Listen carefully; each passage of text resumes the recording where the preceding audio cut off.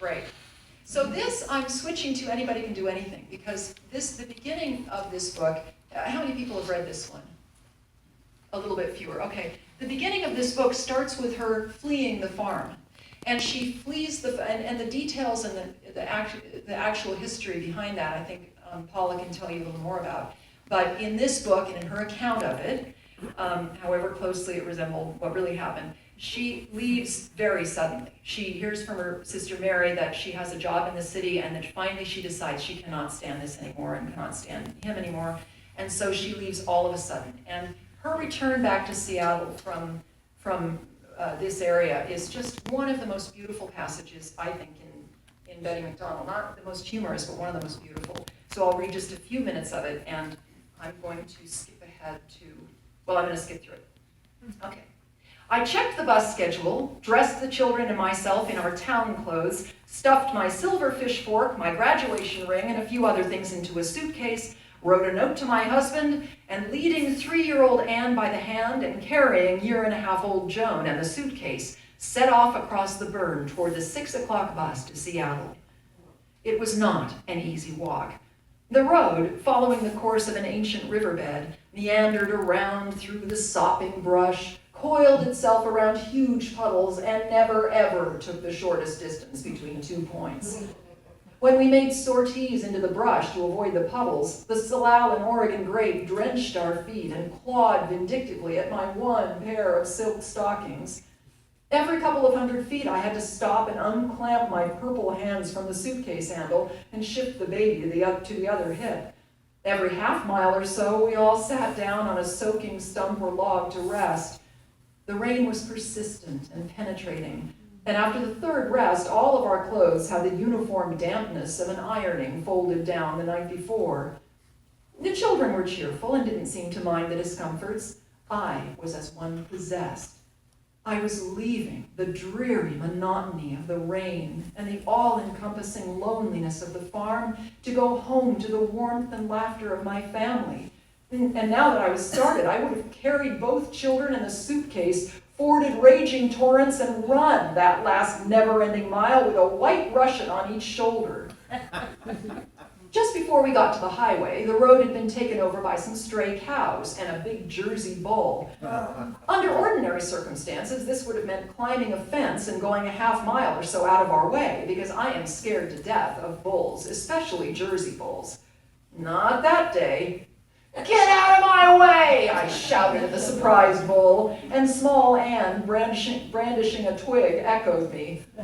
The bull, sulkily grumbling and shaking his head, moved to one side. If he hadn't, I think I would have punched him in the nose. When we finally reached the highway, I sat the children on the suitcase and listened anxiously for the first rumble of the bus. I knew that I would have to depend on hearing it, because the highways had been braided through the thick green tresses of the Olympic Peninsula by some lethargic engineer who apparently thought that everyone enjoyed bounding in and out of forests, dipping down into farmyards, and skirting small rocks and hillocks with blind hairpin turns. And at the intersection where I had hoped to catch the bus, and catch was certainly the right word, the bus would be visible only for that brief moment when, having leaped out of Mr. Hanson's farmyard by means of a short, steep rise, it skirted his oat field before disappearing around a big rock just beyond his south fence. I knew that I had to be ready to signal the driver just as he appeared over the brow of the Hanson's barnyard, and in my eagerness, I flagged down 2 empty homeward-bound logging trucks and a feed man before I heard the bus. When its gray, snubbed nose peered over the hill, I rushed out into the road and waved my purse, but the driver saw me too late, and for one terrible, sickening instant, I thought he was going on and leave us to walk back up the mountains in the rain. But he screeched to a stop and waited at the big rock, and I grabbed the suitcase and the children and ran down the road, and then we were aboard, in a front seat where I could urge the bus along and be ready for the city when it burst upon me with all its glory of people and life. I'm just going to skip to the very end of this section, which I think is extraordinary. So they get on the train, or they get on the ferry, they get on the train, or they get on the bus, and they keep going, and they're getting closer and closer to Seattle. And in those days, she describes how there was just no development. Isn't that a weird thing about? And then the development gets a little bit bigger as they get into Seattle. And this is just the very final part of this. This is just extraordinary. Both children were now asleep, and their bodies warm and soft like dough against me. And I must have dozed too, for suddenly we were in downtown Seattle, and lights were exploding around me like skyrockets on the 4th of July. Red lights, blue lights, yellow lights, green, purple, white, orange, punctured the night in a million places and tore the black satin pavement to shreds.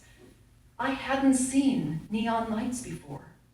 They had been invented, or at least put in common use, while I was up in the mountains. And in that short time, the whole aspect of the world had changed.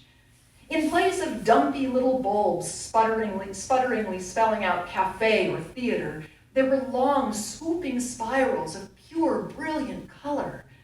A waiter outlined in bright red with a blazing white napkin over his arm flashed on and off over a large cafe.